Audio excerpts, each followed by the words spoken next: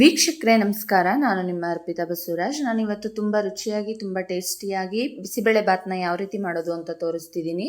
Video ಶುರು ಮಾಡೋದಕ್ಕಿಂತ ಮುಂಚೆ ಇನ್ನೂ ಯಾರು ನಮ್ಮ ಚಾನಲ್ ಸಬ್ಸ್ಕ್ರೈಬ್ ಆಗಿಲ್ಲ, ಪ್ಲೀಸ್ ಸಬ್ಸ್ಕ್ರೈಬ್ ಆಗಿ.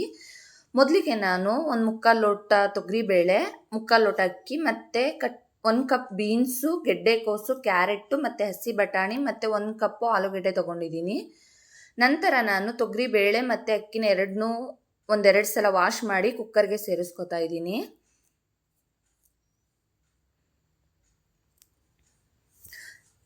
ಮತ್ತೆ ಅದಕ್ಕೆ ಕಟ್ ಮಾಡಿಟ್ಟಿರೋ ಆಲೂಗೆಡ್ಡೆ ಮತ್ತು ಬೀನ್ಸು, ಕ್ಯಾರೆಟು, ಗೆಡ್ಡೆಕೋಸು ಮತ್ತು ಹಸಿ ಬಟಾಣಿ ಎಲ್ಲನೂ ಕುಕ್ಕರ್ಗೆ ಬೇಳೆ ಜೊತೆನೇ ಸೇರಿಸ್ಕೊತಾ ಇದ್ದೀನಿ.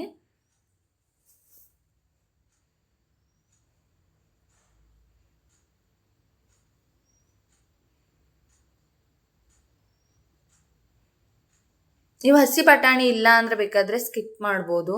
ನಂತರ ಇದಕ್ಕೆ 5 ಲೋಟದಷ್ಟು ನೀರನ್ನ ಸೇರಿಸ್ಕೊತಾ ಇದ್ದೀನಿ.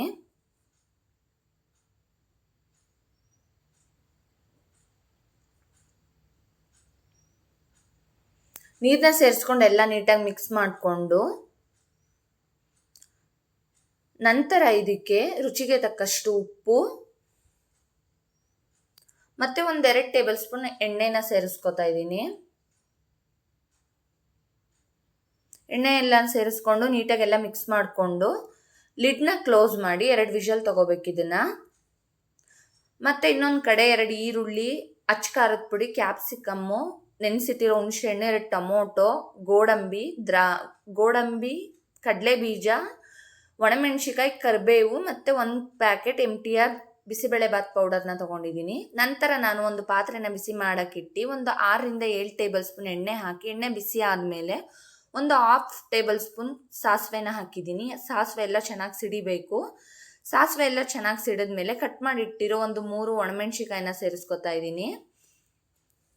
ನಂತರ ಸ್ವಲ್ಪ ಕರಿಬೇವು, ನಂತರ ಸ್ವಲ್ಪ ಒಂದು 3-4 ಗೋಡಂಬಿನ ಸೇರಿಸ್ಕೊತಾ ಇದ್ದೀನಿ.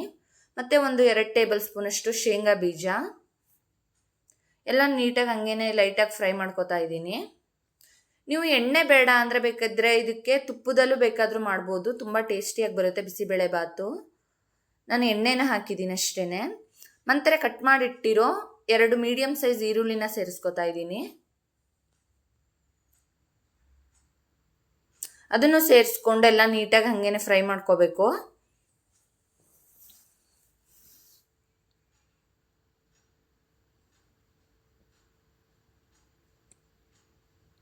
ನೋಡ್ತಾ ಇರ್ಬೋದು. ನಂತರ ಇದಕ್ಕೆ ಕಟ್ ಮಾಡಿಟ್ಟಿರೋ 2 ಮೀಡಿಯಮ್ ಸೈಜ್ ಹುಳಿ ಟೊಮೊಟೊನ ಸೇರಿಸ್ಕೊತಾ ಇದ್ದೀನಿ.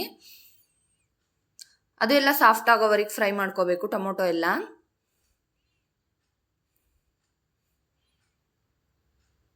ನಂತರ ಇದಕ್ಕೆ ಕಟ್ ಮಾಡಿಟ್ಟಿರೋ 1 ಕ್ಯಾಪ್ಸಿಕಮ್ನ ಸೇರಿಸ್ಕೊತಾ ಇದ್ದೀನಿ.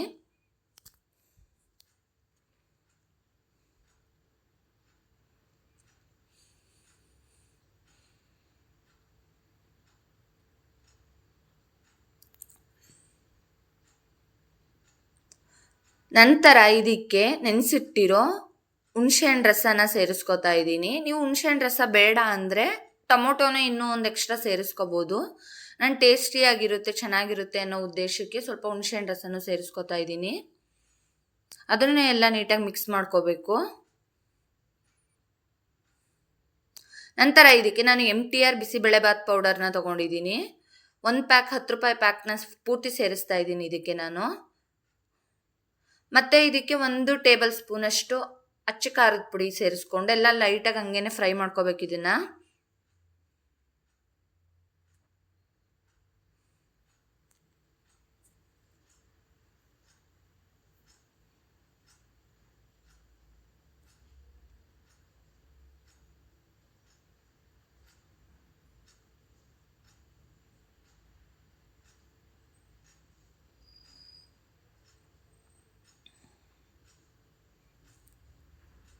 ಸ್ವಲ್ಪ 1/4 ಲೋಟದಷ್ಟು ನೀರನ್ನ ಸೇರಿಸ್ಕೊಂಡು ಇವಾಗ ಸ್ವಲ್ಪ ಹಾಗೇನೆ ಲೈಟಾಗಿ ಕುದಿ ಬರಿಬೇಕಷ್ಟೇ. ಇದು ಜಾಸ್ತಿ ಎಲ್ಲ ಬೇಯಿಸ್ಕೊಳಕ್ಕೆ ಹೋಗಬಾರ್ದು. ಬಿಸಿಬೇಳೆಬಾತ್ ಪೌಡ್ರದ್ದು ಫ್ಲೇವರ್ ಎಲ್ಲ ಹೋಗ್ಬಿಡುತ್ತೆ. ಹಂಗೆ ಲೈಟಾಗಿ ಕುದಿ ಬರಬೇಕಷ್ಟೇ. ಇದು ಕುದಿ ಬಂದಿದೆ, ಇದಾಗಿದೆ. ಇದನ್ನ ಸೈಡ್ಗೆ ಇಟ್ಟು ನಂತರ ಬೇಯಿಸ್ಕೊಂಡಿರೋ ಬೇಳೆನ ನೋಡ್ತಾ ಇದ್ದೀನಿ. ಇವಾಗ ನೋಡಿ ವಿಜಲ್ ಆರಿದೆ. 2 ವಿಷಲ್ ತೊಗೊಂಡಿದ್ದೀನಿ ಅಷ್ಟೇ. ಎಲ್ಲ ನೀಟಾಗಿ ಬೆಂದಿದೆ. ಅನ್ನ ಮತ್ತು ತರಕಾರಿ ಎಲ್ಲ ಪೂರ್ತಿ ಕಲಸೋದ್ರೆ ಟೇಸ್ಟಿಯಾಗಿರಲ್ಲ ಬಿಸಿಬೇಳೆ ಬಾತು. ಸ್ವಲ್ಪ ಹುಡುಡಿಯಾಗೇ ಇರಬೇಕು, ಅನ್ನ ಸ್ವಲ್ಪ ಗಟ್ಟಿನೇ ಇರಬೇಕು. ಇದನ್ನು ಮತ್ತೆ ಗ್ಯಾಸ್ ಮೇಲಿಟ್ಟು ಈಗ ರೆಡಿ ಮಾಡಿಟ್ಟಿರೋ ಮಸಾಲೆ ಎಲ್ಲನೂ ಅನ್ನ ಬೇಳೆ ತರಕಾರಿ ಕೂಗಿಸಿಟ್ಟಿರೋ ಕುಕ್ಕರ್ಗೆ ಸೇರಿಸ್ಕೊಂಡಿದ್ದೀನಿ. ಎಲ್ಲನೂ ಸೇರಿಸ್ಕೊಂಡು ನೀಟಾಗಿ ಮಿಕ್ಸ್ ಮಾಡ್ಕೋಬೇಕು. ಮೀಡಿಯಮ್ ಫ್ಲೇಮಲ್ಲಿ ಇಟ್ಕೋಬೇಕು ಗ್ಯಾಸ್ನ. ಮತ್ತು ಇದಕ್ಕೆ ಒಂದು 2 ಲೋಟ ಬಿಸಿನೀರನ್ನ ಸೇರಿಸ್ಕೊತಾ ಇದ್ದೀನಿ ಕುಕ್ಕರ್ಗೆ. ನೋಡ್ತಾ ಇರ್ಬೋದು, ಅನ್ನ ಎಲ್ಲ ಪೂರ್ತಿ ಕಲಸೋಗಿಲ್ಲ, ಅದು ಸ್ವಲ್ಪ ಗಟ್ಟಿನೇ ಇದೆ ಇನ್ನೂ ಅನ್ನ. ಈ ರೀತಿ ಇದ್ರೇ ಚಂದ ಬಿಸಿಬೇಳೆ ಬಾತು. ಎಲ್ಲ ನೀಟಾಗಿ ಮಿಕ್ಸ್ ಮಾಡ್ಕೋಬೇಕು. ನಾನು ಒಂದು 2 ಲೋಟ ನೀರು ಸೇರಿಸ್ಕೊಂಡಿದ್ದೀನಿ ಆ ಮಸಾಲೆ ಎಲ್ಲನೂ ಹಾಕ್ಕೊಂಡು ಕುಕ್ಕರ್ಗೆ. ನಂತರ ಲಿಡ್ನ ಕ್ಲೋಸ್ ಮಾಡಿ ಒಂದು 2 ನಿಮಿಷ ಮೀಡಿಯಮ್ ಫ್ಲೇಮಲ್ಲೇ ಹಾಗೇನೆ ಬಿಟ್ಟಿರ್ಬೇಕಷ್ಟೇ. ಫುಲ್ಲೆಲ್ಲ ಕ್ಲೋಸ್ ಮಾಡೋಕ್ಕೆ ಹೋಗ್ಬಾರ್ದು ಕುಕ್ಕರ್ನ. ಎಲ್ಲ ನೀಟಾಗಿ ಮಿಕ್ಸ್ ಮಾಡ್ಕೊಂಡಿದ್ದೀನಿ. ಇದಾಗಿದೆ ಇವಾಗ. ನೋಡ್ತಾ ಇರ್ಬೋದು, ತುಂಬ ಟೇಸ್ಟಿಯಾಗಿ ಬಂದಿದೆ ಮಾತ್ರ. ನೀವು ಒಂದ್ಸಲ ಈ ರೀತಿ ಟ್ರೈ ಮಾಡಿ, ತುಂಬ ಇಷ್ಟಪಟ್ಟು ತಿಂತೀರಾ. ಇದು ಒಂದು 4 ರಿಂದ 5 ಜನಕ್ಕೆ ಆಗ್ಬೋದು ಮನೇಲಿ. ಇದ್ರ ಜೊತೆ ಬೂಂದಿ ಖಾರ ಸರ್ವ್ ಮಾಡ್ಕೊಂಡು ತಿಂತಾ ಇದ್ರೆ ಸೂಪರಾಗಿರುತ್ತೆ. ಈ ವಿಡಿಯೋ ಇಷ್ಟ ಆದಲ್ಲಿ ಇನ್ನೂ ಯಾರು ನಮ್ಮ ಚಾನಲ್ಗೆ ಸಬ್ಸ್ಕ್ರೈಬ್ ಆಗಿಲ್ಲ, ಪ್ಲೀಸ್ ಸಬ್ಸ್ಕ್ರೈಬ್ ಆಗಿ. ಮತ್ತು ಈ ವಿಡಿಯೋ ಇಷ್ಟ ಆದಲ್ಲಿ ಲೈಕ್ ಮಾಡಿ ಮತ್ತು ಕಮೆಂಟ್ ಮಾಡಿ. ಓಕೆ, ನೆಕ್ಸ್ಟ್ ವಿಡಿಯೋದಲ್ಲಿ ಸಿಗೋಣ. ಓಕೆ, ಬಾಯ್ ಬಾಯ್.